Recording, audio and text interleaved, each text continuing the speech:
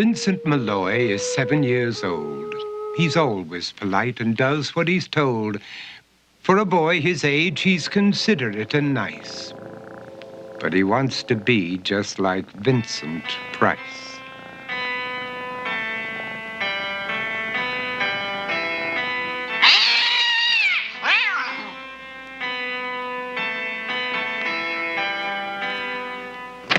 He doesn't mind living with his sister, dog, and cats, though he'd rather share a home with spiders and bats.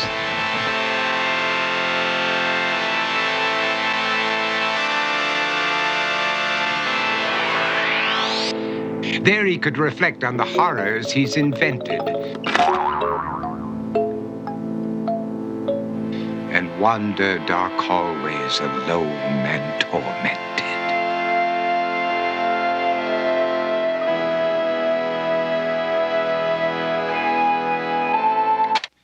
Vincent is nice when his aunt comes to see him, but imagines dipping her in wax for his wax museum.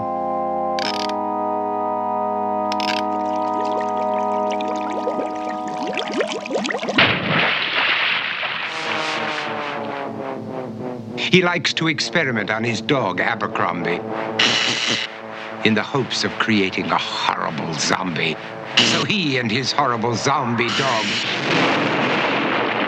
could go searching for victims in the London fog.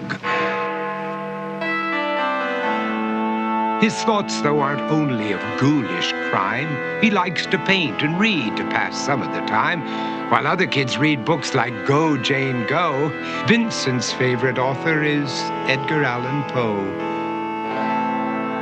One night, while reading a gruesome tale, he read a passage that made him turn pale. Such horrible news he could not survive, for his beautiful wife had been buried alive. He dug out her grave to make sure she was dead, unaware that her grave was his mother's flower bed. His mother sent Vincent off to his room. He knew he'd been banished to the Tower of Doom, where he was sentenced to spend the rest of his life alone with the portrait of his beautiful wife. While alone and insane, encased in his tomb, Vincent's mother burst suddenly into the room. She said, "If you want to, you can go out and play. It's sunny outside and a beautiful day."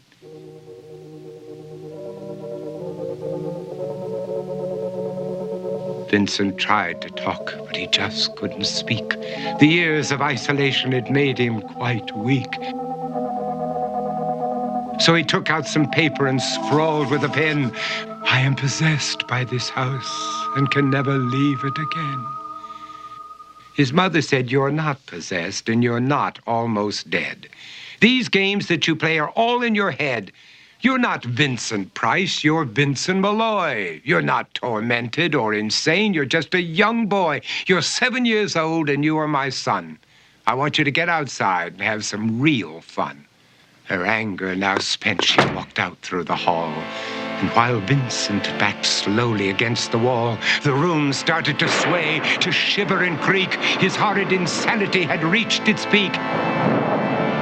He saw Abercrombie, his zombie slave, and heard his wife call from beyond the grave. She spoke from her coffin and made ghoulish demands, while through cracking walls reached skeleton hands.